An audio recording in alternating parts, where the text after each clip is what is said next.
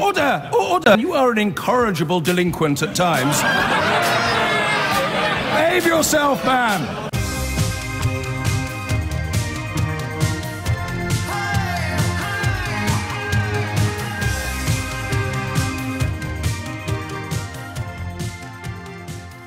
Quite a lot to get through today, some of which I'm really going to need a little assistance with the heavy lifting. I would very much like to talk about a shrine, an impromptu shrine that has appeared outside the home of the pensioner who killed the burglar that had broken into said home while I was away last week. It meant that we didn't have any discussions about it ourselves. I presume they went in the usual way, lots of tabloid fury suggesting that the man shouldn't be in any way exposed to the rule of law, and then the rule of law realised that he didn't actually have a case to answer, and all of the tabloid fury was put away for another day. I'd have to double check, but I'd be amazed if it went any differently. This development, however, is, if we were working together today, or if I was in the passenger seat of your car, I think we'd be talking about it. Problem is, I'm not sure what the question would be that I would ask you or you would ask me. We'll find out in the course of the morning. We'll also look at the parents reduced to tears by the exams being set for their 11-year-olds. I have now reached the point in life where I've had to give up on trying to help my 12-year-old with her homework. Just a couple of maths, because they do things differently. And I showed her the answer, but she said I'd worked it out wrong. But I didn't start crying. Not yet, anyway. So we'll have a look at that. Other stories include Michael Gove's determination, perhaps, or suggestion, we'll have to double-check which, to ban the export of live animals, something which I suspect would delight animal rights activists as much as it would dismay livestock farmers who export some of their herd, many of whom, of course, would have voted to leave the European Union, and I presume that this is the kind of thing we'd struggle to do while we remained within its purview. I don't know, but we will talk about that and indeed find out more in the course of the morning. And a story that I find, and if you're kind enough to listen to me on a regular basis, or perhaps mad enough to listen to me on a regular basis, I'm not quite sure which description fits better. There is a tale of parental pride, if you like. Men spend their lives subconsciously striving to do better than their parents, and if a man is unhappy, there is a suggestion that it may well be linked to his failure, for want of a better word, to do better than his dad in life. That's really interesting, isn't it? I mean, it links to depression and mental health as well. Stress levels are astonishing. I'd like to talk about that in the course of today, and indeed anything else that beeps on your radar. But here's the thing. It is almost to the day, and I didn't know this until I checked up the poem earlier this morning. It's a year almost to the day since Wilfred Owen finished his most famous poem, him, of course, being the most famous of the World War I poets, Dulce et decorum est. It's a Latin phrase, you know that, sorry. It's a sarcastic poem, because one of the things that they do to encourage us, when I say they, I guess I kind of mean this dreadful word, the establishment, to send our sons and daughters to war, even though we're not entirely sure what the cause is. One of the things they do is set up the notion of sacrifice as the ultimate act of patriotism. And it's been going on since Roman times. It's weird when you think about the vitriol that we rightly reserve for suicide attackers who think that they're going to be rendered martyrs and receive some sort of reward in heaven, because if you put that through an Islamist lens, you end up in a very different place from where you would end up if you were subscribing to the Latin rhetoric that encourages a similar worldview, actually. This is my mission in life, by the way, for the next 10 years, to point out the similarities between evil, whatever the colour or creed of the evildoers. Because Dulce et decorum est pro patria mori essentially encourages English men and women to be martyrs. It is a sweet and wonderful thing to die for your country. And throughout this poem, it's a refrain, the old lie. It's a beautiful, beautiful poem. I won't read it all to you. I'd like to, actually, but I won't read it all to you. Because I mention it, and I mention the fact that it's almost 100 years to the day since it was written, because the description of a gas attack has resonated throughout history. In the subsequent 10 decades, Wilfred Owen's description of a gas attack in the First World War, in his poem Dulce et decorum est, is something that I studied at prep school at the age of about 11 or 12, and sometimes these things get under your skin and they stay with you for the rest of your life, and this one did. Gas, quick boys, an ecstasy of fumbling, fitting the clumsy helmet just in time, but someone still was yelling out and stumbling and floundering like a man in fire or lime, dim through the misty panes and thick green as under a green sea. I saw him drowning. In all my dreams, before my helpless sight, he plunges at me, guttering, choking, drowning. And it goes on. And that is why gas and chemicals are banned under the Geneva Convention from theatres of war anywhere in the world. That is what international law is designed to police, to prevent a repetition of the gas attacks that saw both sides die in the most horrific of circumstances, as described poetically by Wilfred Owen. I don't get the philosophy anymore, the idea that there is a sort of civilised way of killing enemies and an uncivilised way, the idea that there's an acceptable way of killing our enemies and an unacceptable way. But if you work on the inevitability of violence, if you look at human beings and think they will at some point go to war with each other, then those of us who sort of lean towards a humanitarian worldview or a kind of worldview that sees everybody as being essentially the same, it's just influences that make us different, we will end up trying to kill each other. If you're working on that inevitability, then it is reasonable to put laws in place that would minimise the suffering of the people dying. God, that's a bleak way of looking at our species, isn't it? But that's what international law does. That's what the Geneva Convention does. All right, you're going to go to war, you're going to take prisoners, you're going to do unspeakable things to prisoners, but don't do things that are too unspeakable. That's why torture is illegal. And it's also why some people struggle to understand why it's illegal. And it's also probably why we all know it still goes on. And we're mostly pretending that it doesn't go on, but the veneer of civilization demands that the laws say you can't do it. I think that's why the situation in Syria is different from anything we've looked at together since probably the Iraq War. I think it is. It's not the first time that Assad's regime has been accused of employing chemical weapons that are illegal under international law. And if he has, again, and if we don't respond, not just Britain, I don't think we're that kind of player on the world stage anymore, and forgive me, but our status is diminishing now daily. But if the international community doesn't respond to this apparent deployment of chemicals by Assad upon his own people, in many ways it ceases to be illegal. It ceases to be a red line, as Barack Obama very, I feel, inadequately described it, because of course when Assad was seen to stride over that red line, Barack Obama didn't respond, partly I think because the British Parliament failed to offer their support. I think they probably would today.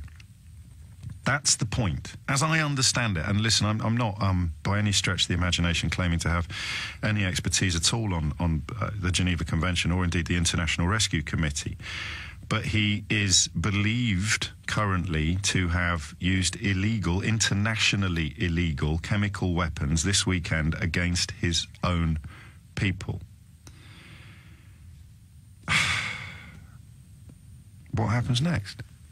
0345 606 0973. Because if we, I don't even know what I mean by we anymore, with Donald Trump in the White House, who 2 years ago or 3 years ago was attacking Barack Obama and suggesting that to intervene in Syria would be absolutely wrong, and today he's suggesting that to intervene in Syria would be absolutely right. But we know that Donald Trump and his election has completely subverted objectivity and fact-based news reporting, just as Vladimir Putin dreamt it would. So it doesn't even register anymore on the Richter scale of surprising things to see the President of the United States of America undertaking complete U-turns and describing a policy when suggested by a black President of America as being bonkers is brilliant when it's suggested by him.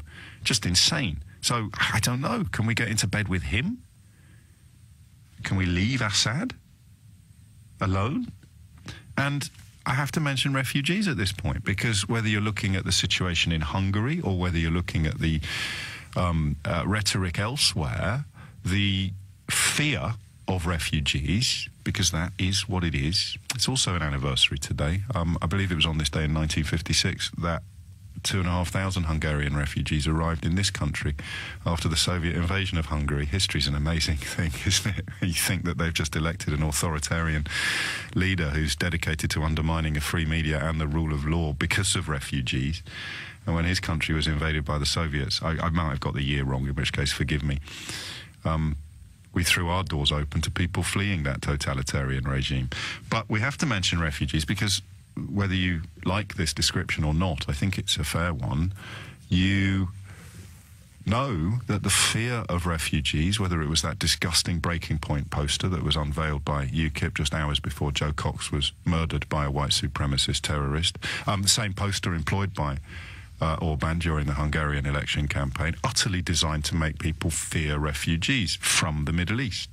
So if Western politics now has fallen into the trap set for the populations by demagogues and billionaire media owners, and instead of focusing upon our own government's failings, we all obsess all the time about this refugee horde that's poised upon our border. It is sadly a massive factor in British and American politics now.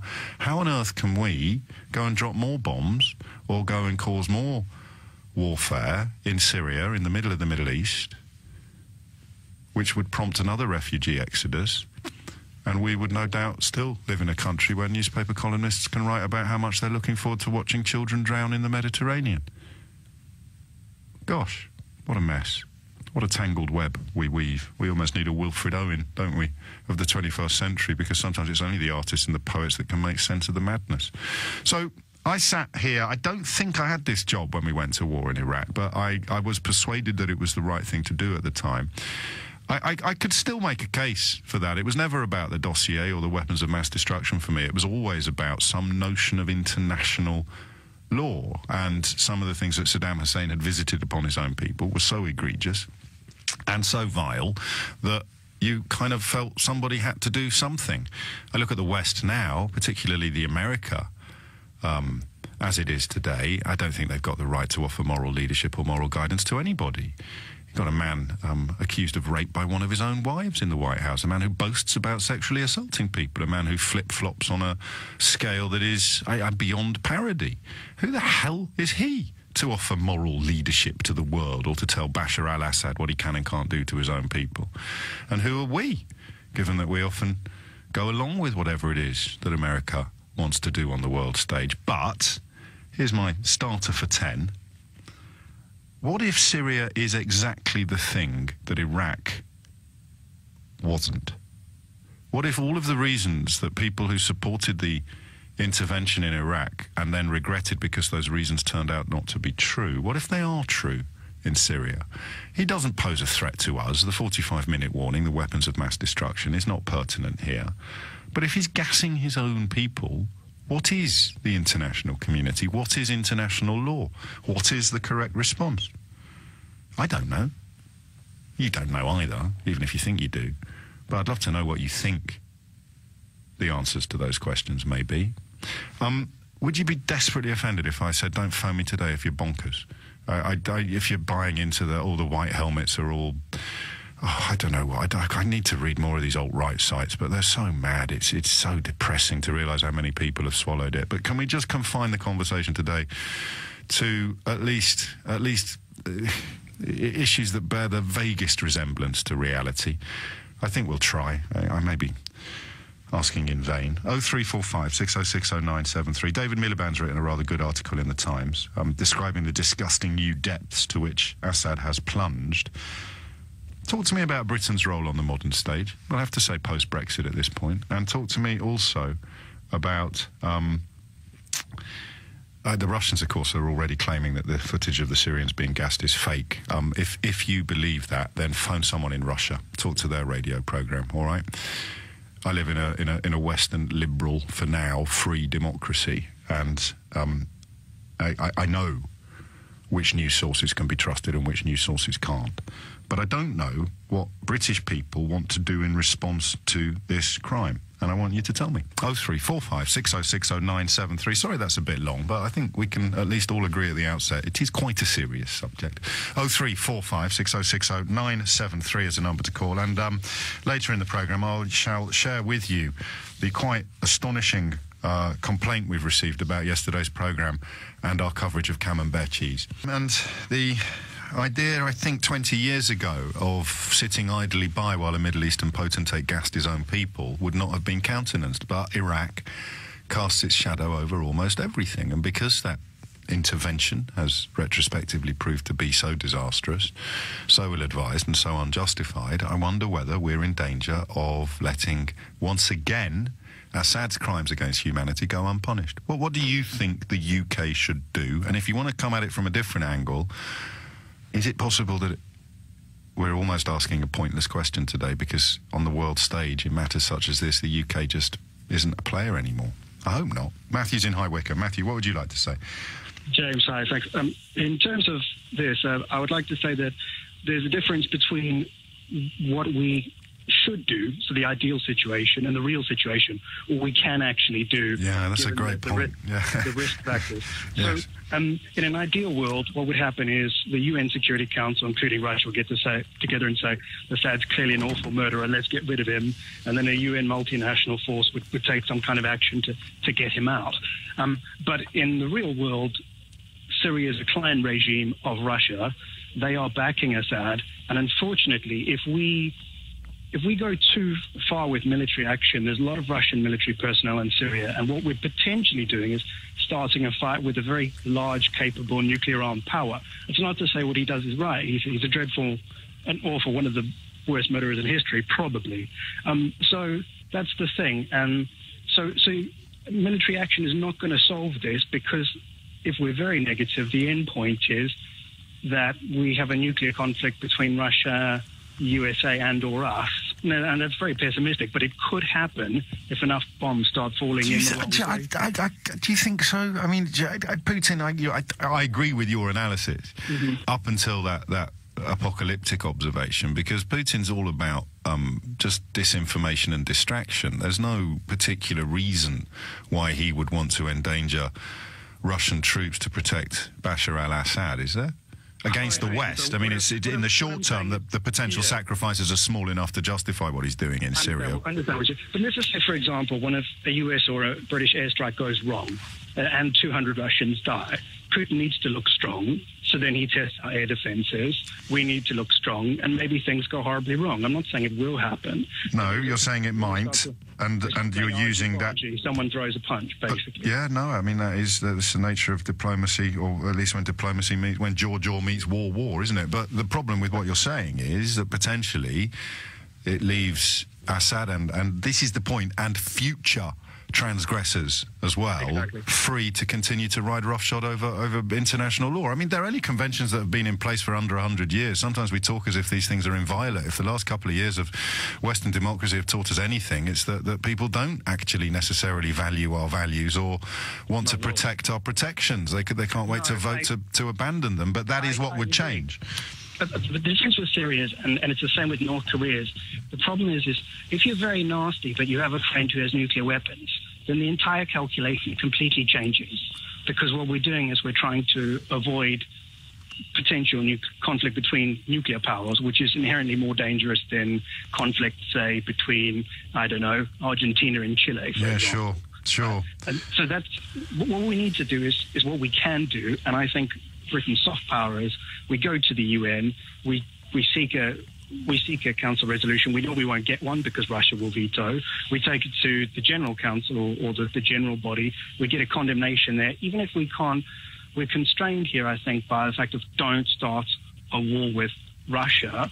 And I think that Putin's an evil but logical man, but we can't guarantee that he will act logically if we push him past a certain point. Well, it depends what you posit. It depends what you posit as his ambitions. If you see his ambitions solely to protect his own regime, or more pertinently his own stolen money, then you can see logic. You can see logic in almost everything he does. But that means really that.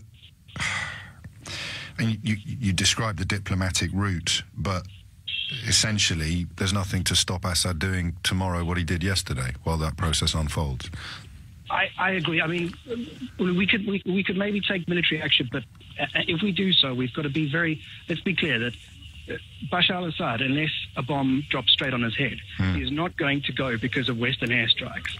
The only way he would go is by some kind of ground troops. Yes. He has to be overthrown, doesn't he, essentially? He would have to be overthrown. We put ground troops down, and we've got a situation of, again, we have nominally Christian Western boots in a Muslim country, which plays into all sorts of other weird, nasty fallacies. And launches another refugee crisis. And the other thing is as evil as Assad is, we've got to remember that some of the people, or in fact by the end of the civil war, most of the people left alive fighting him are ISIS, who are also our enemies. So what we have here is we have a situation where we have only bad choices, and we need to choose the least worst choice. Do still try and maintain international law, but there's certain. We're not going to go into North Korea because the costs are too high. We're not going to go into Syria because the costs are too high. We've got to be realistic about that. Wow, you've set the bar high for future callers. Feel free to be slightly less informed than Matthew. I suspect that I am. The number you need is 0345 6060 I'll tell you what it is. This is a very zeitgeisty thing, I think, that I'm about to say. It's weird, I think, as a middle-aged man, to recognise how hard now we all find it to say, I don't know. I'm sure when I was younger, we were all quite happy to admit that we didn't know stuff. We didn't understand things fully. I don't know what's changed, whether it's 24-hour news or the internet or the idea that we can access this and access that. No one ever says, I don't know anymore. Everybody's always got a really strong position. These flipping viral clips that have punctuated my career over the last couple of years almost always involve people who are absolutely certain that they know something until precisely the point at which you ask them how they know that or what they actually know. And then the people, we're all guilty of this. We fall apart like cheap suits. I don't know what the reality is on the ground in Syria, which is why you have to have institutions that you trust, whether governmental or media institutions, international humanitarian organisations. You have to trust someone eventually.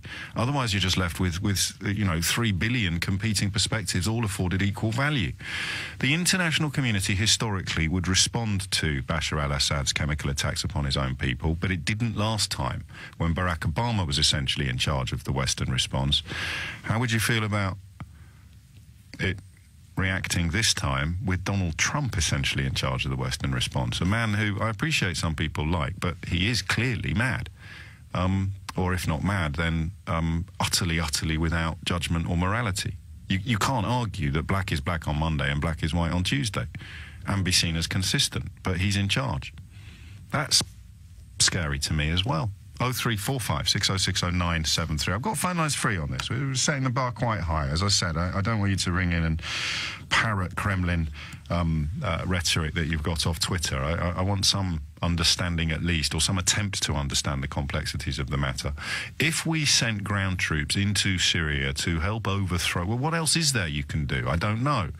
That would, as Matthew just pointed out, not only prompt a potential escalation of nuclear powers, but as I pointed out at the outset, it would spawn another exodus of refugees. And Western politics at the moment has, through the ministrations of the Kremlin and billionaire media owners and nasty racist demagogues, Western democracy, whether you like it or not, is now in thrall to fear of refugees.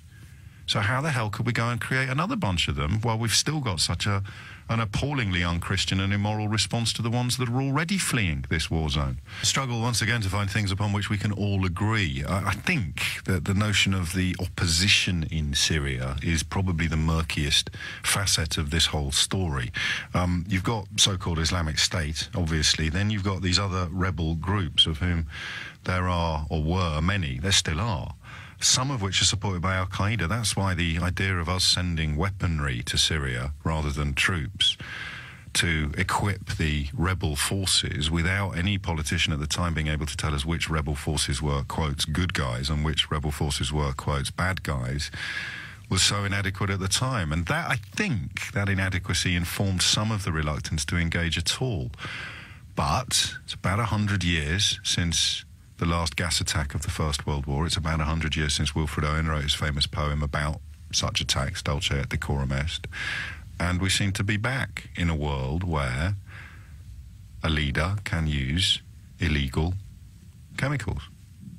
What are we going to do about it? Or is it possible we've become a country that isn't really in that game anymore? 0345 60 60973. I've got some phone lines free. Don't hold back, because there's no way that your lack of full knowledge is going to be exceptional. Nobody knows everything about this issue, and that is why this dissolution, this erosion of trust in institutions that we've seen in the West over the last 2 or 3 years is so frightening.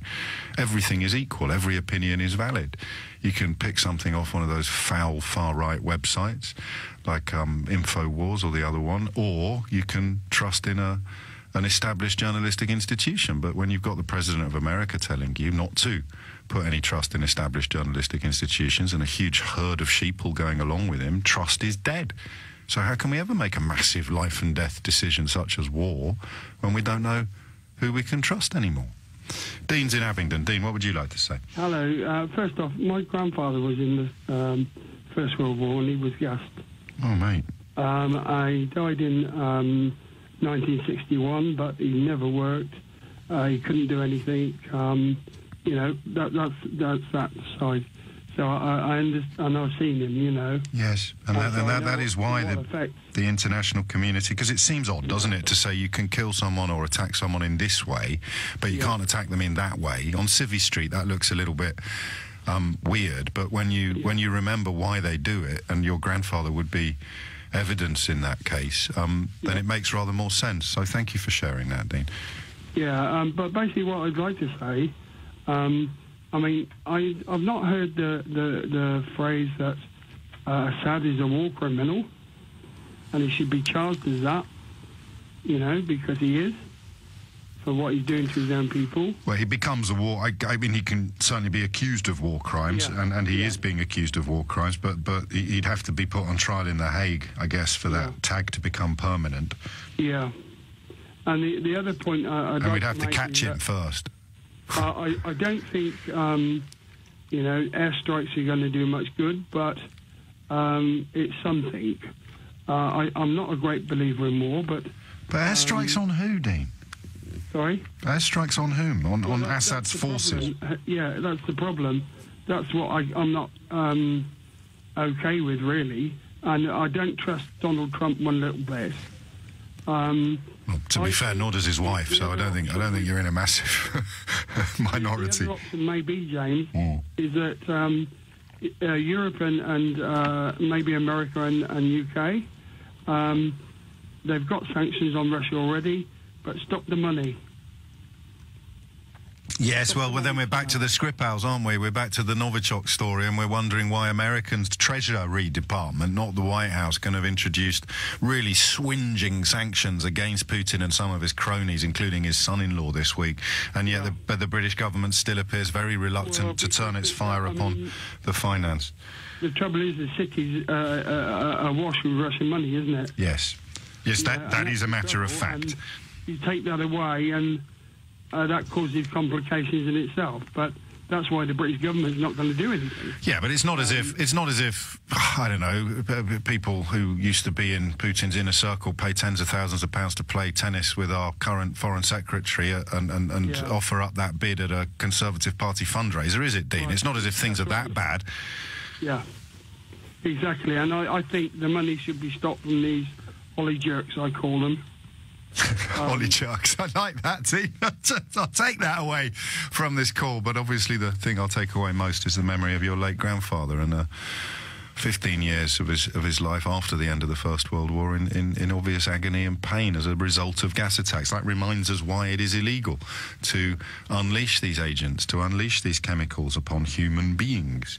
But if it turns out Assad has done it, and most of the clever money at the moment would say that he has, this is the amazing thing about the news in the last few years, is that Russia, look at the Skripal stuff, there's about 30 different theories if you get onto the internet, and someone crunched it over the course of the weekend, and over 2/3 of the weird theories all come from Kremlin-backed news sources. So they're even contradicting themselves. I've told you this before, and I shall tell you it again. Putin doesn't care what you believe. He just doesn't want you to trust anyone. And that way, you know, dissemination or distraction works. On this one, what would we do? So there's sort of consensus emerging that there's possibly not a lot we can do. And if we do something, how are we going to possibly take responsibility for another exodus of refugees from the Middle East, while much of our political establishment at the moment is engaged in a competition to see who can say the most vile things about refugees. Mohammed's in Hackney. Mohammed, what would you like to say? Yes, James, good morning. I just, you're talking about the reality, and the reality is the Assad, he wants to get rid of the whole rebels, in brackets, the terrorists. And the reason of that, only everybody, all groups that are left already, the region, which is a good the last couple of weeks. Yes. And then the only one, which is in Duma, they are the Jaish al-Islam, which they are the effective group. And they didn't accept to go to the north of Syria because all of them, don't forget, they are in Turkish demand. And but they refuse it because they don't want to go there. The tension between the Jaish al-Islam and the Jabhat al-Nusra is very bad. So when they choose to go to northern Syria, then the problem, they're going to be finished by Jabhat al-Nusra. Right. So that's one of the reasons. And the second reason, Assad is trying to get rid of, because he doesn't have enough soldiers to go into a Duma and then finish them. So what he has, he's got only one chance, the chemical. So he's I just want to pause here. I want to pause here, Mohammed. I just want to pause because I think a lot of people are swallowing a Kremlin line that appears to speak to this question, which is, why on earth would Assad do this? He's the one that's got nothing to lose. He's only da-da-da-da-da. The answer is simply, logistically, he can't do it with troops. The only way he can wipe out the remnants of the resistance is through chemicals. Absolutely. I spoke to you last year when the Trump is... I remember. Again, he's attacked the Han Sheikhoun. Yes. The only reason he hasn't got it. So he's trying to, in the same time, because that's the only one group is left. He might use it in northern Syria, but in Idlib. He's not going to use it against Israel or the Kurdish region in which by the American protection. Which is where you come from, am I right? You're from the Kurdish region of Syria. That's right. Yes, I remember. Yes. Yeah, okay. That's right, yeah. And then when he might use it in Idlib, which they push it, but that's going to be a second stage for the Trump to attack him because of the chemical. It's not going to affect anything. It's not going to make any difference because, like I told you, he's not going to use it against the allies, the American allies, or in the meantime, maybe in a 5 years time, because he's going to be there. He's winning the war, so he already won. So there's no point. So I think. But this is, I mean, you're being so pragmatic. He's already won, so there's no point punishing him now. There's no point at all. That's it. But the point is, Mohammed, the point is punishing him for the deployment of chemical weapons. Yeah, that will be just a promise to Trump. He's trying to give his promise to the people that, okay, I'm going to do it, because if he didn't do it, like last time, where did he bomb? He bombed like a few aircraft, which is they were in what do you call it, a scrap yard. They didn't work. He didn't hit a runway. He didn't hit the runways, anything. So he just like okay, I done my duty. I promised the people I'm going to do it. He's going to do the same, but he's not going to affect, because he doesn't want Assad to go as well. Why not? And because of the chaos that it'd be like Iraq after Saddam. If he goes up, the rebel is going to go, and the only way to get rid Assad of them, because not only killing the terrorists. And people who's feeding them, that's the most important, because he wants to clear the area of Duma, who feeding those people. They're hiding in between those their relatives and right. People. I mean, they are hostages. Most of them, they are not with them, because as soon as they see the soldiers, Syrian soldiers, they go and they hug them. You know, it's not like that, because when you are in a war, if you go outside, you're going to be killed by either one, either the Assad regime or the other. And so they hide it. And the chemical is the best way for Assad to finish completely I mean, the area, because already, no, you carry on. Already 194,000 and 400 people, they left to the Kurdish region, and they choose. The only one I told you, Jaish al-Islam, he didn't choose them, and because they don't have an area to choose, they trying to gain gain the time until they find a city to choose. Now, the Turkish, when they, for 58 days, they were bombing the a city of Afrin. Thanks for LBC that didn't even mention it for the whole time.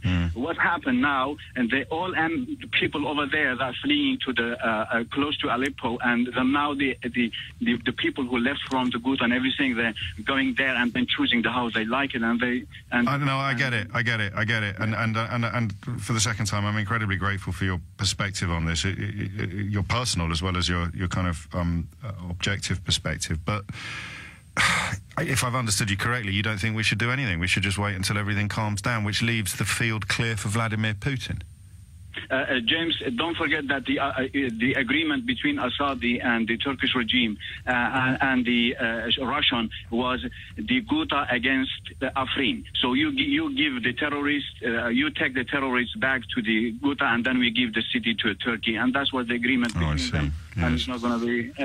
And they will be probably in a couple of weeks' time. The Jejistan will be finished, and the whole Damascus area and everything will be under his control. The only thing that is going to left is the Idlib, which is a very north to Turkish border. He might use the chemical against, but I don't know. This is Russia might stop them, but it's only one part of this of the half of the country, which is the north, which is not important probably at the meantime. But later on, it might be the situation is the same. Mohammed, thank you. 10:47 is the time. Putting a few myths to bed, I feel, Mohammed, there, not least the idea that the Kremlin, and it's so depressing when you see people in this country swallowing the propaganda lines coming out of a country that wouldn't let a program like this anywhere near the airwaves. Why would you trust a Kremlin-sponsored media source when any journalist or politician in Russia who dares to speak out against Vladimir Putin is likely to end up dead? That's incredible, isn't it? That is an attack on Western values. And yet so many of the homegrown racists who are punting Putin's lines in this country claim to be patriots. Quite bizarre. Quite bizarre. I'll tell you what they should do, at risk of sounding like a Brexiter. They should move to Russia and speak out against the establishment there. See how they get on. It's 10:48. A little bit more on Syria. Then I'd like to talk, although I'm not quite sure what angle to approach this story from. I'd like to talk about a shrine to the career criminal Henry Vincent that has appeared just yards from the house where he died during a struggle with a pensioner he was robbing. Beth and I sometimes have conversations about what we're going to do on the programme that fall down at this hurdle, and this hurdle is, who's going to ring me to disagree? So I sit here and describe this as utterly disgusting. It should be torn down immediately and burnt. Who's going to ring me to disagree? I don't know, but we may find out in the next hour. After that, I think I'm going to draw your attention to Michael Gove's call to ban the export of live animals for slaughter. Interesting development. Michael Gove, love him or loathe him, is a politician who seeks to get things done. He's not a politician like his boss at the moment, Theresa May, who dithers and hates decisions lest Paul Dacre turns out not to like them. It's 10:52. Adam is in Warrington. Adam, what would you like to say about the Syrian situation? It's so difficult to be... I'll give you that, mate. to be a humanitarian at the same time as being such a sceptic. A sceptic of what, mate? About everybody's intention. Now, before you jump on me with the Russian Kremlin line, that is not what's coming. Okay. Everything that happens in the Middle East, or that has happened over the last 60 years, in my opinion, has just been a matter of empire gains. There's been no sincerity behind any of it. It's about who can place a base where. It doesn't matter. I think the best illustration of that is probably the fact that during the Iran-Iraq war, we were on Iraq's side. Yeah. That proves your point, I think, doesn't it? Well, I have made a couple of notes because it's such a... Good, I think all callers to this programme should make notes. Talking to me, the thing my granddad used to say is, don't get too caught up in all of this unless it's blatantly obvious that somebody is literally destroying humanity. Well, then we probably wouldn't have got involved in the First World War, and it might have taken us a while to get stuck into the Second World War, because, of course, the full details of the Holocaust didn't emerge the minute that Hitler invaded Poland. This is true, but what my granddad used to say was, it all depends on who's fluffing your pillow. Now, who thin is fluffing Assad's pillow? I like your granddad. Yeah. And well, it's cui bono, isn't it? I think the posher version of your granddad's pillow fluffing analogy would be that phrase cui bono, who benefits from this action. So what I mean, it's almost like follow the money. So if we get stuck in, what are we trying to do? We're trying to shore up Syria in a way that would suit Western interests more than having it shored up by Russian interests. So the Russian involvement in Syria goes back to the Cold War. But you have to have an international rule about, or do you not? Yeah. I mean, maybe you disagree with that. Maybe you don't think that it's reasonable in the modern world to have a blanket ban on a type of weapon that's supposed to apply from the North to the South Pole and everywhere in between. Again, though, James, I don't think there's an answer to that, because this, again, another saying is, if you want an answer, don't ask a committee, because there's too many interests either side. I do not think this is solvable, and I genuinely think if Britain wants to avoid, I don't mean getting its hands dirty. I mean being at fault again. Being at fault again. We're in Iraq. Yeah. We are at fault for Iraq. We are at fault. So even if we could, and the other lesson Iraq teaches us, of course, and a couple of my texters, but my inbox has gone a bit nuts this morning, so I can't attribute names to this observation, but it's coming from 2 or 3 people. My favourite was the chap who said he'd been talking about this with his wife last night. I always like the idea of you having conversations that then when you turn the radio on the next morning, they continue. But the observation was, even if you could build a cast iron case now for intervening in Syria, and if he's gassing his own people, then under the aegis of international law, I think you could build a cast iron case. What happens if you get rid of Assad? You've got epic amounts of ordnance on the ground in an incredibly chaotic country, which is precisely the backdrop that created ISIS after Iraq. So you'd have to have peacekeeping, you'd have to have Western presences on the grounds in a Middle Eastern, in a Muslim country, which we know at a point in international history, an awful lot of Islamist terrorism is born of resentment of Western intervention in Muslim countries. So we're you know, whichever way you look at it, as you said, we're potentially screwed. That moves us to my next point. I've got a friend who's married to a Libyan woman. Yeah. And when it was kicking off and they were throwing Gaddafi out, they were on the verge of breaking up because she was so passionately behind getting rid of him. Mm. She wanted to leave the country for a bit. Really? Obviously she didn't. They're still together. It's relevant, actually, because I think go on. And she wishes it had never happened, because what you've got is 2 choices, totally disregard Russian interest, American interest, our interest being whatever America's interests are anyway. The issue is you have to choose between 2 things at this point. Yeah. You either choose an unpleasant state or a failed one.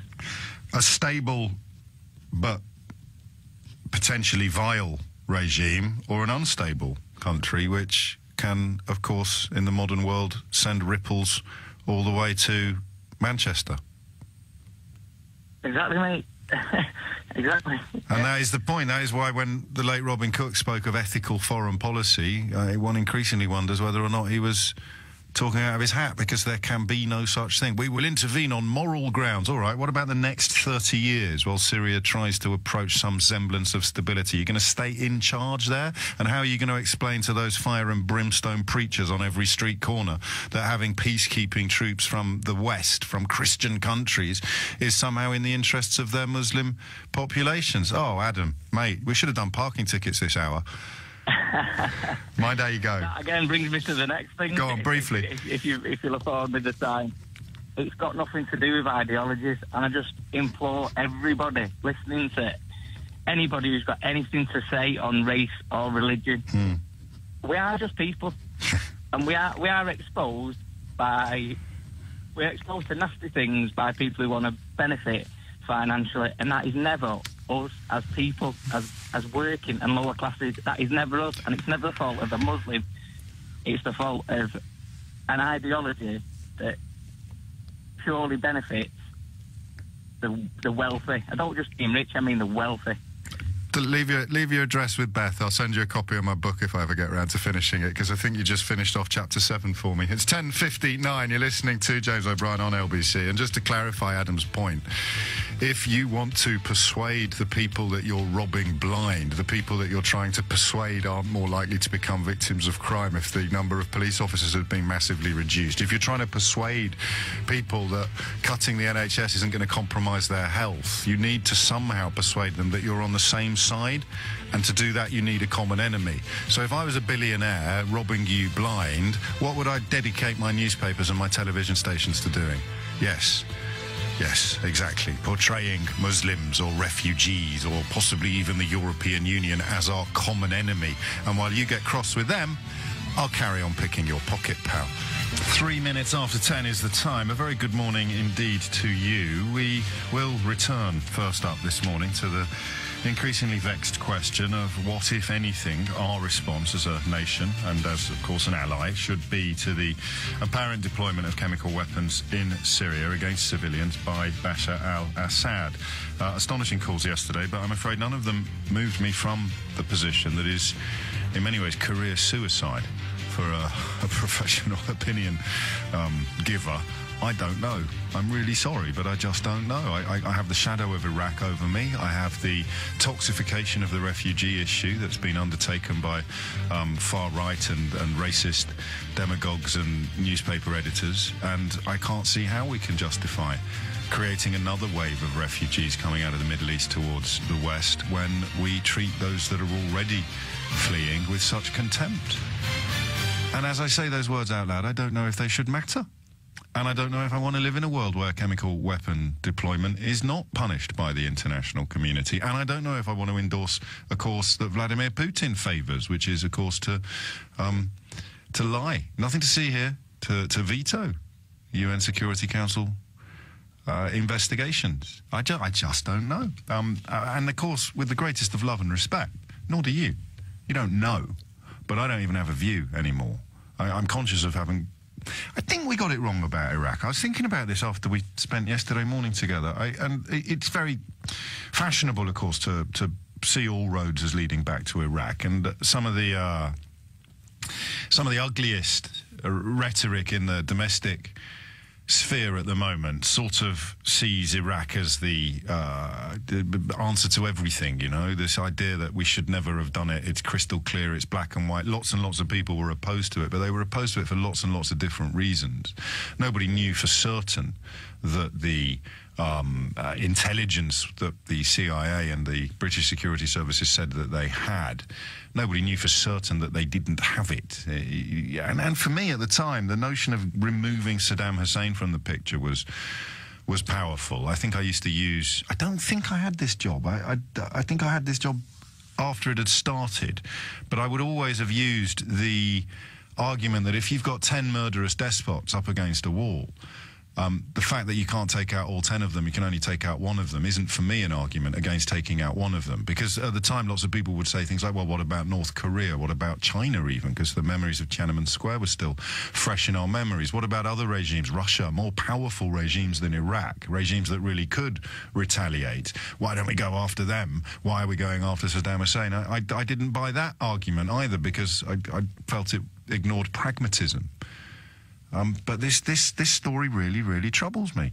Because even if I could conjure up support for military intervention, I don't want to be too rude about Theresa May, but she is not somebody that I see as, in any sense, decisive. And when she does eventually make a decision, it is almost always the wrong one, apart from, of course, her decision to support the Remain side in the run-up to that referendum. Everything she's done since is almost disastrously bad. Front page of the Mail today, just a quick check-in. Minister slams the greed of British gas. 12 months ago today, almost to the day, Daily Mail praising Theresa May for her cap on energy prices that would save families lots and lots of pounds. Reality's dead when it comes to much of the British media, and that's why perhaps I'm wary of people that think they can see clearly on the issue of Syria.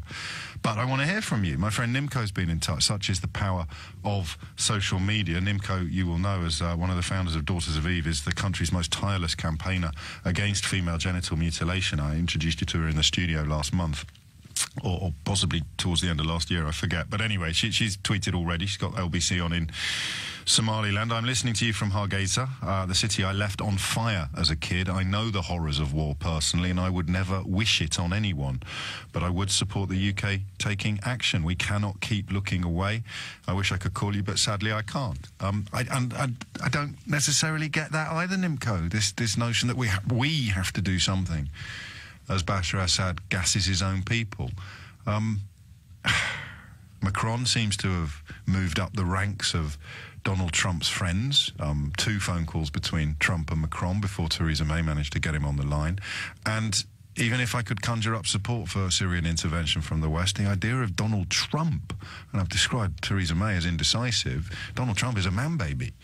Donald Trump is I mean, he's a despicable human being by any objective moral measure, and completely hat-stand by any objective intellectual measure. So the idea of him leading some sort of military intervention which, as I waste my breath, but I will remind you, when Barack Obama was contemplating it, for pretty much the same reasons, Donald Trump was absolutely adamant that it would be the wrong thing to do.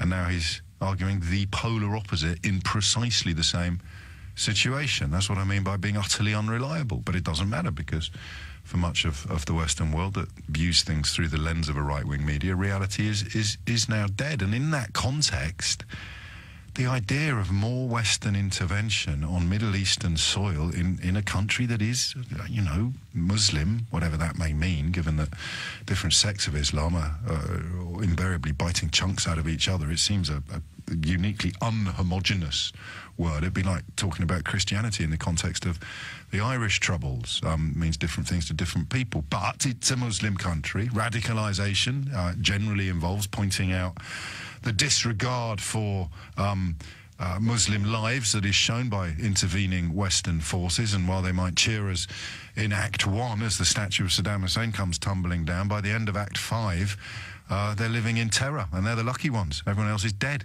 So I don't know. I don't even know what I'm asking you today, and I'm so lucky to have this sort of opportunity to think out loud.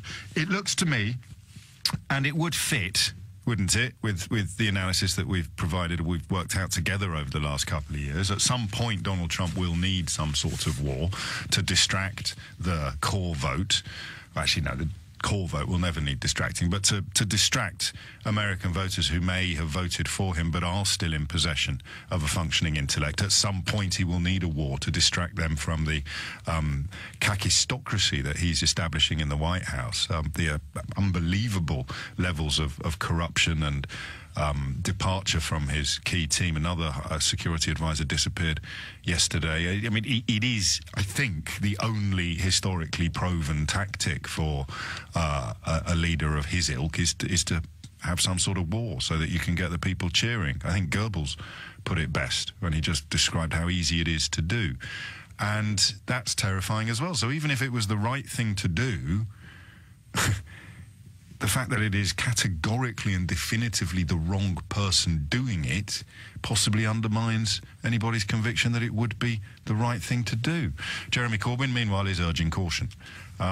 And that sounded like a bit of a glib throwaway line. It isn't. I don't quite understand why he's so slow to condemn Assad, but I'm wary now of even asking questions about Jeremy Corbyn, because the sort of toxic Twitter mob mobilises so enormously quickly that within 10 seconds you can't see the wood for the trees. So, hand on heart, you are a British citizen, all right, or a British resident. You would therefore be in some sense complicit in any military action that Theresa May undertakes. She seems minded to undertake military action without recourse to a parliamentary vote. That's the general timbre of the coverage this morning.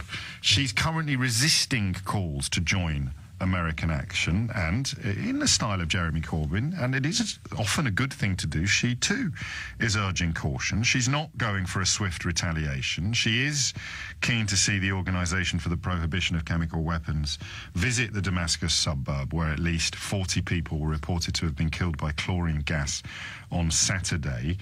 Trump said on Monday that he'd decide the response within 48 hours, so that's today. What do you think? 0345 6060 973. Because if we know anything about Vladimir Putin, we know that his most desperate desire is distraction. He needs to keep the Russian people distracted from his own criminality and his own kleptocracy, and the best way to do that is to whip up some sort of nationalist surge. You sell a siege mentality to the people of Russia and Putin's over the line for another 10 years. You make the people of Russia, the good and decent people of Russia, who have no idea what's going on in the world because, like people in Hungary, their media is almost entirely controlled by the government or supporters of the government. So the good and decent but criminally misled and manipulated people of Russia will bring down Putin in precisely the way that the good people of the Ukraine brought down their corrupt leader if they get access to the truth, if they get access to reality, but they won't. And how can he keep them quiet? How can he keep them loyal? How can he keep them on side? Easy. Have a fight with America. It's been pretty much the case since the turn of the last century. And that is the way to whip up Russian, quotes, patriotism, end quotes. Have a fight with the West. One of his key allies, writing a fascinating essay, I'll try and tweet a link to it later, talking about 100 years of solitude now for Russia. These attempts, these post-perestroika, post-glasnost attempts to sort of fit in with Western economic and to a degree moral values, political values, it look to have failed. So now it's in a sense a metaphorical Iron Curtain coming back up. All of which makes it almost impossible for me to look you in the eye and tell you with any semblance of clarity what I think we should do with regard to Russia. I'll tell you something for nothing, though. I never thought I'd say this. As someone who doesn't necessarily lean to the left, but as someone who believes in looking after people and in the wealthiest residents of a society having a responsibility, whether they like it or not, to the poorest, makes me nostalgic for Ronald Reagan and Margaret Thatcher. The idea of Donald Trump and Theresa May getting stuck into some sort of foreign intervention, it actually makes me nostalgic for Ronald Reagan and Margaret Thatcher. I never thought that day would dawn, but we've said that a lot over the last 2 years. 10:15 is the time. Phone lines are open.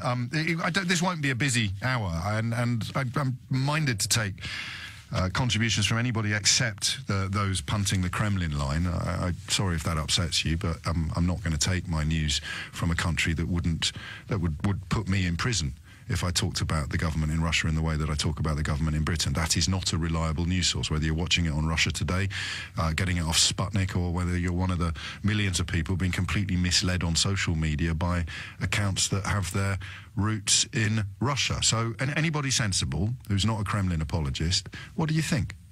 Because I tell you what, hand on heart, I think we probably should be doing something, but I don't know whether I want to. It seems to me the debate is breaking down along the lines of it being always wrong to promote Western intervention in a Middle Eastern conflict, which makes a mockery of international law, because if, as seems, incredibly likely, Assad has gassed his own people with chlorine, then international law demands intervention, and historically that would be led by America with our assistance, our alliance. So unless you're going to argue that it's always wrong, you're probably going to confess to a degree of confusion that I feel this morning. 19 after 10, let's get some phone calls on the board. 0345 60 60 973. Michael's in Cambridge. Michael, what would you like to say? I think we should entertain James. Why? Because you sit there and you think of times when chemical weapons have been used against someone's own people in the past, and it's almost always meant genocide. It's almost always meant horrible atrocities being committed, some of which are impossible to know until... I don't know what's happened to your phone line since... I don't know what's happened to your phone since you spoke to Beth, but is there anything you could do to make it a little bit clearer? Oh, I'm sorry. Is that better? Marginally. Slightly across the room. Okay. No, and I just think that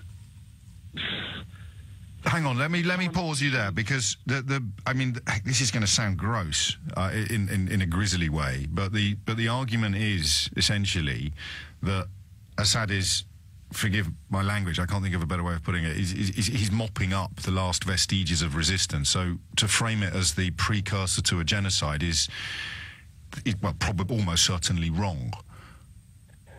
I don't necessarily think that he is. I'm saying that whenever this has happened in the past, it's almost always ended up that way. Which is why it always has to be clamped down on. Deal with opposition. Yes. Someone that has to kill everyone that disagrees with him. Can't try any other way. Can't try a diplomatic solution, for example. Is that someone that you want in power of a country? Well, I mean, I don't know what right it is of ours to even ask that question anymore. I think we're all so bruised by the Iraq experience that it makes it hard to see any form of... I mean, but then again, we always forget this. I know it's not in the Middle East, it's in Africa, but the Libyan parallels are pretty powerful, and I think the phone line has gone. 0345 606 0973 is the number you need. Adam's on the Isle of Sheppey. Adam, what would you like to say? Hello, James. I think a policy of non-intervention, no matter what happens, is the only way to go. As much as I find it deplorable of any side using chemical weapons, it's the only way to go, because what the West has historically done is it's propped up rebels or regimes who then come back to be enemies later on. So the only thing we can do is sit back and wait for somebody to win and then deal with that afterwards. I don't like that. It doesn't give me any great, sense of well-being to say that. But it's the only thing we can do, because what's the alternative? If you live by the needs of the many outweigh the needs of the few, then is confronting Russia, who is protecting Syria, really the way to go? Well, they're not protecting Syria. They're not protecting Syria. They're protecting Assad's regime. Assad is killing his own people, so you can't really say that by supporting a leader who's killing his own people, you're protecting Syria. I suspect that the families of the dead... Well, James, it's interesting. I find it interesting that when I listen to the news today, I keep hearing that Russia has vetoed a US resolution, the UN Security Council. Yeah. However, the US vetoed Russia's thing on the same subject. There were marginally different. It was just about how they were going to go and do it. But the nuclear... I don't think that's true, is it? No, it is true. So Russia wanted to have an investigation into a gas attack, and America vetoed it? Yeah. Okay.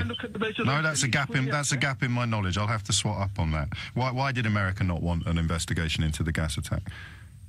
Well, I've only read the article briefly, and I saw it on Reuters, and I looked at it briefly just before I came on. No, that's fine. I'm not querying your honesty. I'm just keen to find out a little bit more about what you've described. But if you can't tell us, that's absolutely fine. What you're saying, though, is that there is no such thing as international law in the context of chemical weapons. I'm saying that countries cannot force its system of ideas, culture and beliefs on other parts of the world. As much as we may... Yeah, I know you are, but that means there's no international law. No, right. You can, if you start interfering with people, as history. But we're not arguing with each other here. Just listen to what I'm saying. At the moment, it is illegal in a supranational sense to employ certain types of weapons. The reason is pretty clear. In poetic terms, it's all in Wilfred Owen's poem Dulce et Decorum Est, which we started the show with yesterday. It's a weird philosophical conundrum that says you're allowed to kill your enemies, but you're not allowed to kill them in certain ways because that is unnecessarily cruel. And that is an international law. And you are saying we should not hold another country to that law, which means there's no such thing as international law, which is fine, but you just need to be clear about what you're saying. No, what I'm saying is international law in theory is a great idea, but when you start entering in nuclear world powers that have vested interest and you're now in confrontation with each other because one views the law... but this is just a word salad now. There's a law, it's being broken, you're saying don't investigate or respond. No, I'm not. No, sorry. Well, yes, you are. I'm not saying don't investigate. In fact, I think that's the Americans, the one you referred to involved the Russians The investigation the Russians wanted would have involved them picking their own investigators. That's why America vetoed it. So you're not comparing apples with oranges. What's wrong with United States picking its investigators? No, because it's the United Nations that... Well, that's what the United Nations is supposed to do. I don't want to be impolite, Adam, but you don't seem to understand what you're saying. They both want the same thing, so it would make sense. But that's why the United Nations do it. This is, I genuinely think you've got to get a slightly better grasp. No, I can't. Oh, Lord above. It doesn't work. Okay. It doesn't work. So you are saying there's no such thing as international law? No, I'm saying... No, you're not. All right. Well, I'm apologising now for so completely misunderstanding you. And you said we definitely shouldn't do anything, even if they have broken international law. I apologise for misunderstanding you to the point of thinking that was you saying that we shouldn't enforce international law, at which point it ceases to be an international law. But obviously I'm struggling to keep up with you today. Dan's in Leicester. Dan, what would you like to say?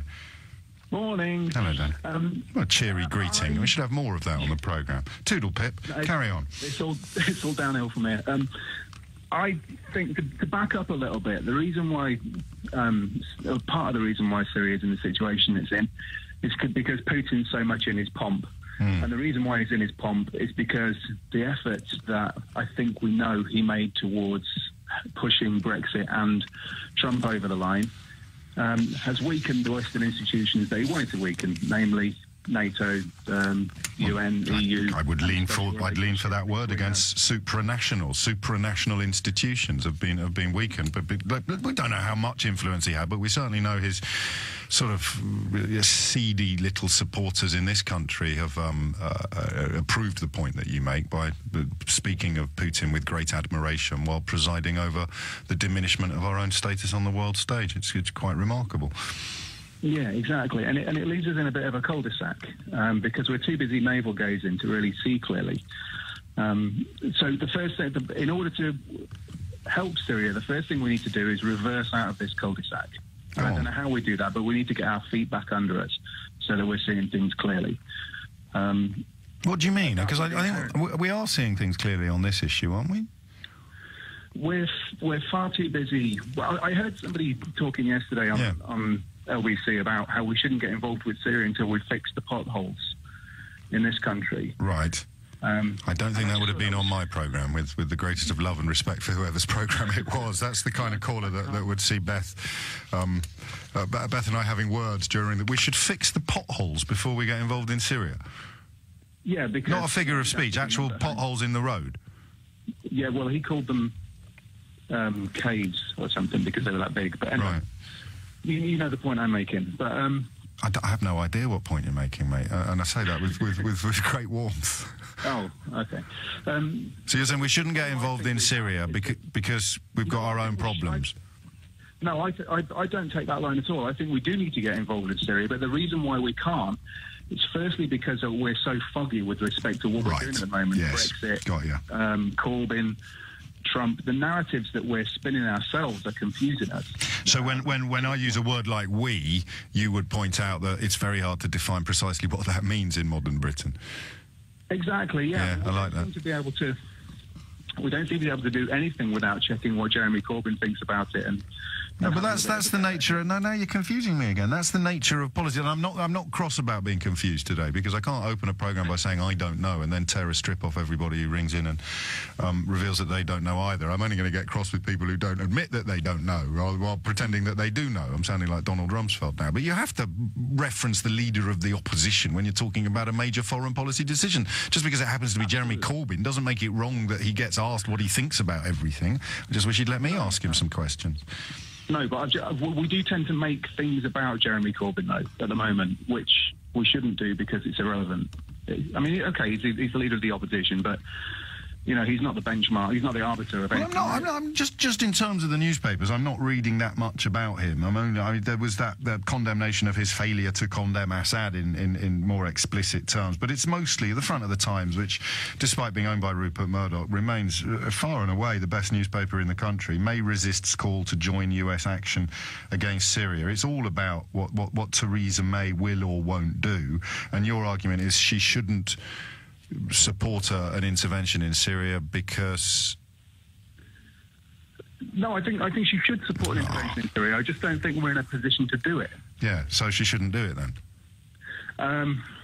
We have some groundwork to lay first. Yeah, well, it's just turning into a festival of semantics this hour, which I guess highlights how hard it is to have a clear line. This is why, actually, strong opinions prevail, isn't it? Because for us all to admit, whether we realise it or not, that we don't really know enough to have a strong view, it turns into a sort of blancmange of words that we're all enjoying in the first half an hour of this programme. But that's why you need international law. You need to have some lines, as Obama called it, a red line, and then failed to act when Assad crossed it. That is, in many ways, one of the frameworks that holds civilizations together. And if we don't respond to a transgression of those rules, civilization slips a little bit further out of our reach. It's 10:31. As you heard in Simon's bulletin, what is it? There's a figure of speech involving drums, isn't there? The drums. What is it? Is it the drums of war? Tom-toms? Anyway, they're being beaten. You can hear the sound of them increasing in noise. I don't want to have an argument with people who are comfortable having a serial adulterer, man-child, fraudster in the White House. But even if you like the guy because he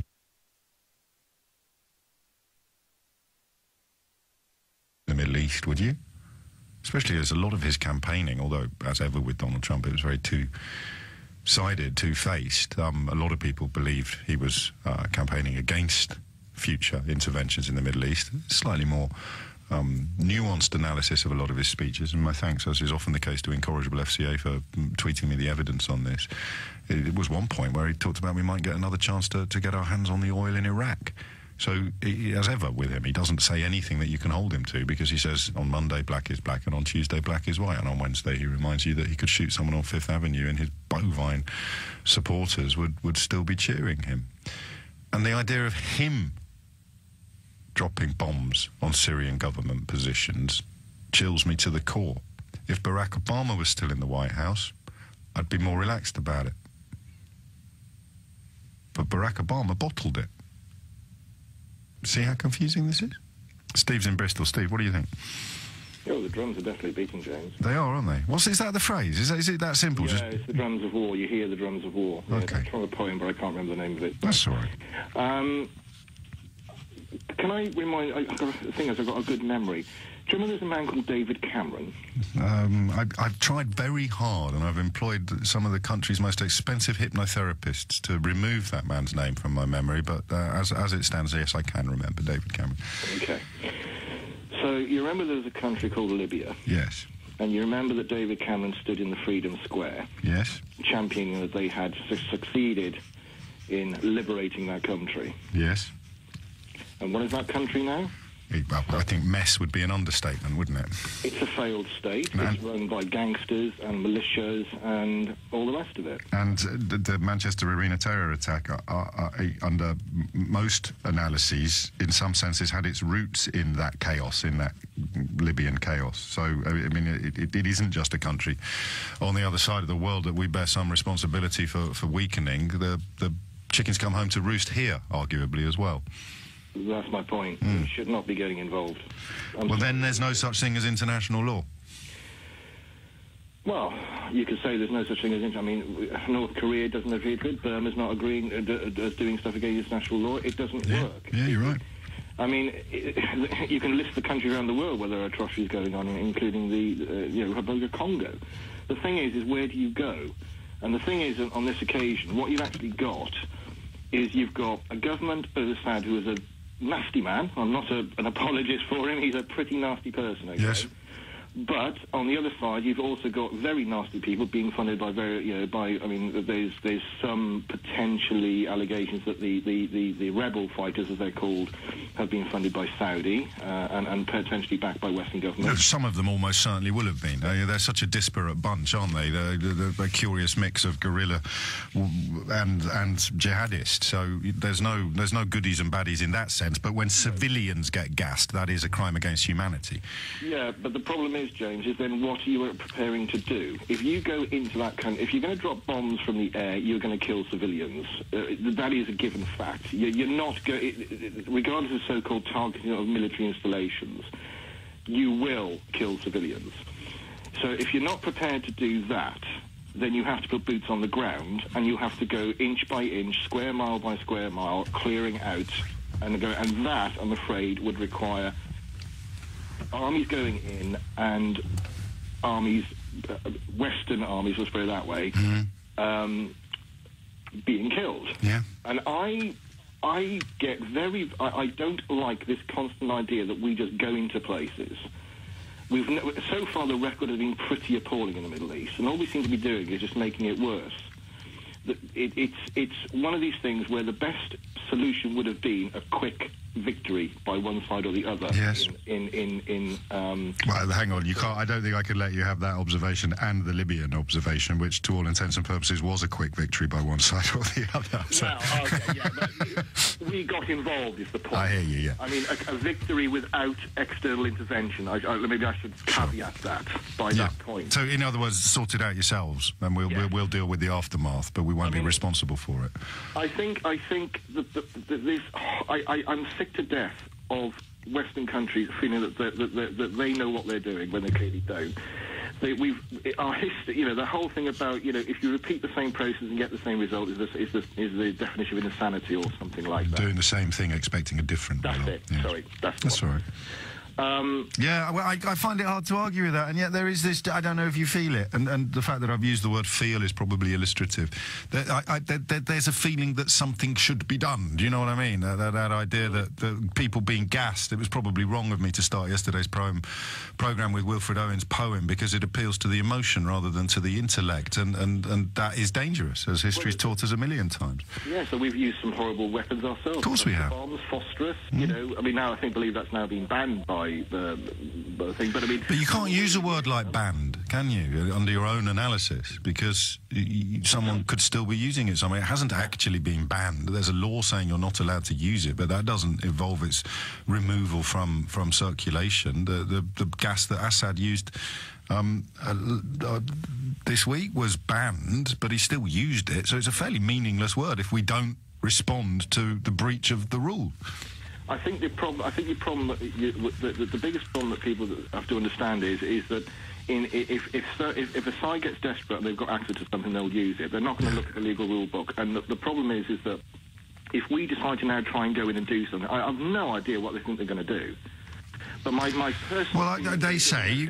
No, the American, the French and the British governments would combine to undertake attacks upon government facilities. So they would presumably be seeking to remove the chemical weapon capability with the minimum of collateral damage. But, what a phrase is that, the minimum of collateral damage. Would you feel any differently if we had different people in charge? No. Interesting. I don't know whether I would. I suspect I would because, well, Barack Obama isn't a mad fraudster, man-child sex offender. So just kind of off the top of my head, he's none of those things. But equally, that doesn't necessarily mean that he'd have been better placed to do this. And a couple of clarifications. It was, I think, Congress 2013 that denied Barack Obama the opportunity to respond to the crossing of that red line. It's easy. Even people who do it for a living can sometimes let these things slip out of their sight. So possibly a little unfair of me to say that he bottled it. Charlotte, thank you, Steve. Charlotte's in Chelsea. Charlotte, what do you think? Oh, James, I think this is terribly difficult, but for what it's worth, I listened to the decorum poem yesterday, and I'm reminded of the poem that you've always talked to us about if good men stand by and do nothing, they come after us next. I can't think who wrote that. Martin Niemöller, Pastor Niemöller.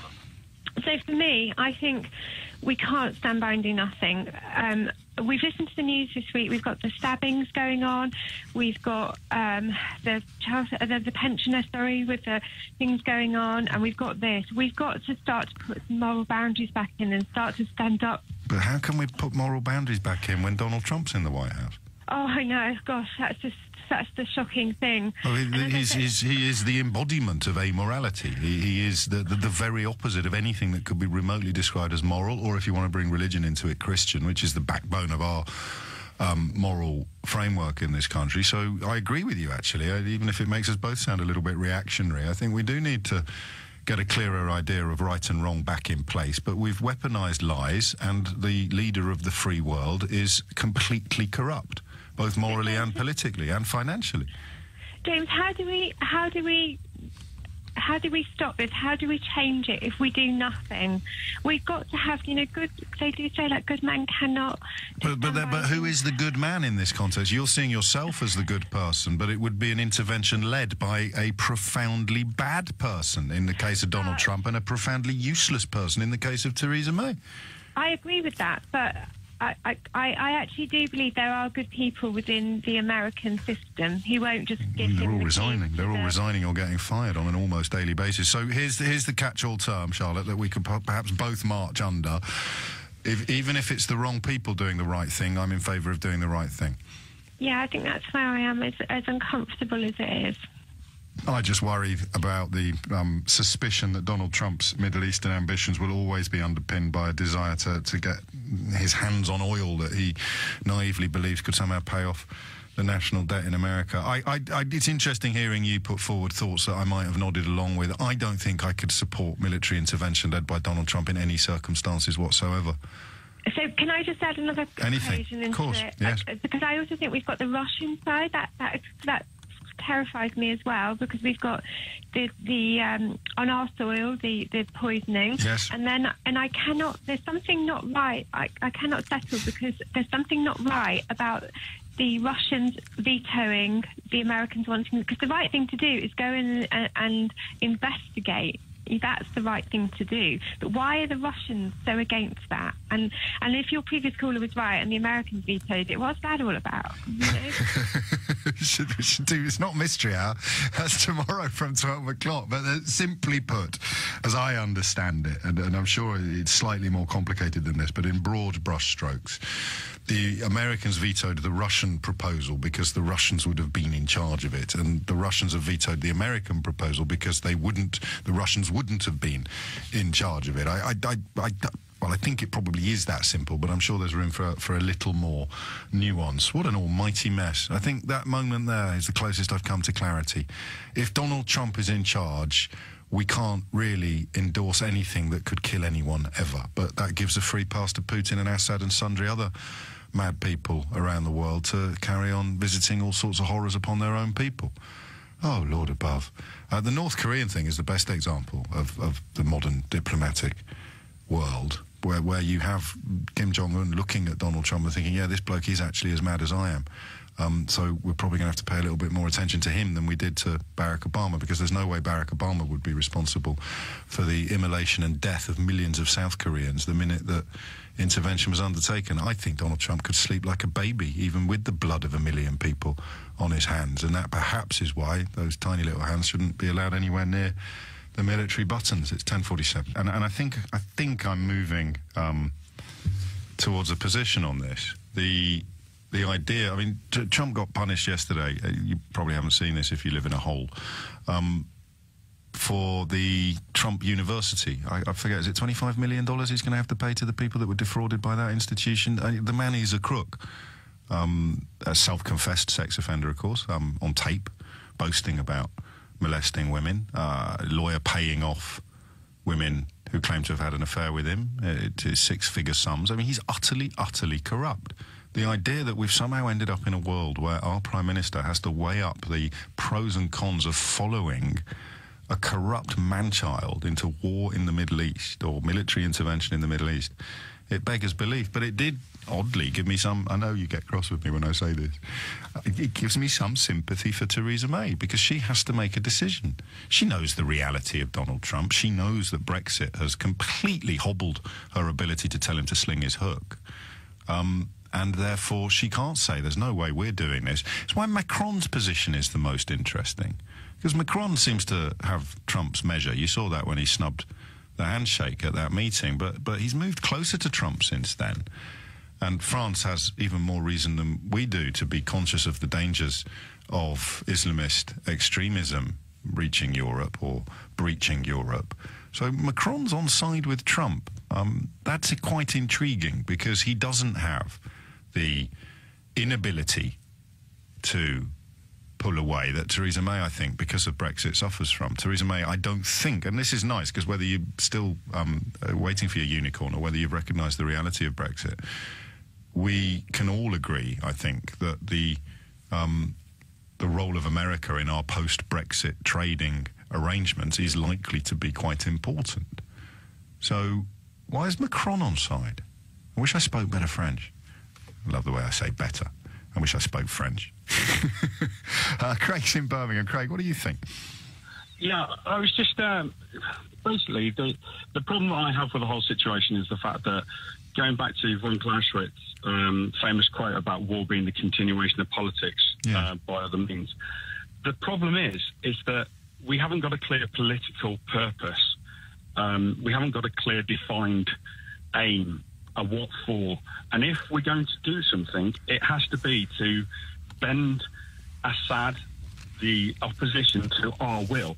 We have to subjugate them. We have to. Can I cautiously clarify that and just say there's not, if it is simply the reaction to the deployment of illegal weapons and an intervention designed to remove the capability of chemical weapons ever being employed again, you don't need to worry about what happens after that? It's only the chemical weapon intervention that the Security Council resolution addresses. It's not about regime change. It's not about anything that could bear a proper comparison with Iraq. He's done something wrong. We'll take away his capability to do that wrong thing again, and then things carry on unfolding as they would have unfolded anyway, just without civilians being gassed. But the problem is, in the sake of humanity, every time you use your sword, you slightly blunt it. So then when you need to really use it, it's then ineffective. But gassing civilians, is that not? Yeah, but he's applying the same rules of war that von Clausewitz said, which is you use all means necessary. If you're willing to go von Clausewitz isn't he didn't write a gospel. He wrote a book of opinions and ideas, and the world has rejected some of them and concluded that you can have such a thing as supranational legislation regarding weapons, in this case chemical weapons, and Assad appears to have used them, and the attempt to conclude conclusively that he's used them has been scuppered by Russia, leaving Macron, May and Trump to contemplate reacting anyway, and I think they look like they're going to, and that frightens me, but I can't necessarily frame an argument as to why it would necessarily be wrong. I think the problem is the possibility of escalation. And actually, what are we going to achieve? Yeah, the possibility of escalation has already happened, hasn't it? But you've had this, I think the Russian ambassador to, I can't remember where, forgive me, has said that if they do that, we'll attack the missile launch sites, which would involve Russian jets attacking American or ally warships in the Gulf, wouldn't it? Yeah, absolutely. And now we're into brinkmanship, and we're into... Well, then it's a question of who blinks. That's what brinksmanship is, and oh man, this is messy, isn't it? Well, hey, I didn't live through the Cuban crisis. I was too young. But this must be a little bit what it felt like. Not yet. It hasn't reached quite that level yet, but it certainly seems to be the direction of traffic. What about the observation that the single most terrifying aspect of all of this is oddly not the kleptocratic absurdity of Vladimir Putin or the murderous pathology of Assad. It's actually the fact that our key ally is utterly amoral and unfit for purpose. I think that's unprecedented in Western history, isn't it? I think it's hard to lead a charge when your morals are slightly bankrupted. So, slightly? Yeah. I use that in inverted commas. 1050, I hear you. But I don't know if that's a good enough reason. Don't do the right thing because the wrong person would be doing it. Man alive, you wouldn't want to be Theresa May on this, would you? 10:57 is the time. Craig, thank you. Dominic's in Banbury. Dominic, what would you like to say? Well, I'd like to say that despite the pro-Putin propaganda being spouted by the leader of opposition, I'm fully in favour of us taking military action along with the other... Is that fair? Is he spouting pro-Putin propaganda? Can you give me? In my mind, he is. Can you give me an example of that? With the nerve agent attacking Salisbury. I mean, Corbyn's response to that was just yeah, you misheard me, mate. I said, can you give me an example of pro-Putin propaganda? Is what I said. Oh, okay. Well, Corbyn's suggestion in the House of Commons that a sample of the nerve agent that was used in Salisbury should be provided to the Russian government. How is that pro-Putin propaganda? Because it implies that Corbyn... Well, propaganda doesn't imply anything, does it? Well, no, it implied that Corbyn... Well, then it wasn't propaganda, was it? More faith... It was an in the Russian implication. authorities that, no, what? Well, to me, I mean, it's absurd and monstrous that the leader of the opposition has got more faith in the Russian authorities than the authorities in his own country. That was my position as well until I took a bit of time to come to a better understanding of the issues. And the caution that Corbyn urged has arguably been justified by the fact that it is almost going to be impossible to conclude definitively that the nerve agent came out of Russia. So you go with the balance of probabilities. I picked you up on that because I'm no fan of Jeremy Corbyn's, but I haven't heard any pro-Putin propaganda. So you can find lots of things to criticise him with without lying. Corbyn on Russia Today. How many times has he appeared as a guest? Why are we doing this? This is because I laughed at the caller who rang in and said, "Why are we all talking about Putin?" I said, "We're not." But here you are proving his point. Why are you talking to me about Jeremy Corbyn? Well, no, I was going to talk to you about... but you didn't, did you? So why are you talking to me about Jeremy Corbyn? Because I think I think the current leader of the opposition is a disgrace. But we're talking about whether or not Theresa May, Donald Trump and Emmanuel Macron should bomb Syrian government positions, Dominic. Why are you talking to me about Jeremy Corbyn? Yeah, well, I was about to, but you cut me off. No, you started talking about Jeremy Corbyn. Why? Well, as I said, because I think the man is a disgrace. Who can look at the situation in the Middle East and think, I'm going to talk about Jeremy Corbyn? The idea of that man being Prime Minister, I find, is a scary... So now, in answer to the question of why are you talking about Jeremy Corbyn, your response is, I'm going to talk about him some more. Well, you keep on asking me questions about Corbyn. All right, look, I never mentioned the man until you came on, and now you've completely missed the opportunity to drop whatever pearls of wisdom it was that you rang in to share in the first place. Well, that's one way of looking at it. But well, that's the only way of looking at it, pal. I'm looking at the clock. It's 11 o'clock. You're listening to James O'Brien on LBC. See, that's it, isn't it? This is where, even if you are what I suppose we could loosely describe as a Corbyn sceptic, the work that's been done on people like Dominic is quite incredible. Tell me what you think about the possibility of Emmanuel Macron, Donald Trump and Theresa May taking military action in Syria. Oh, I don't like Jeremy Corbyn, James. What?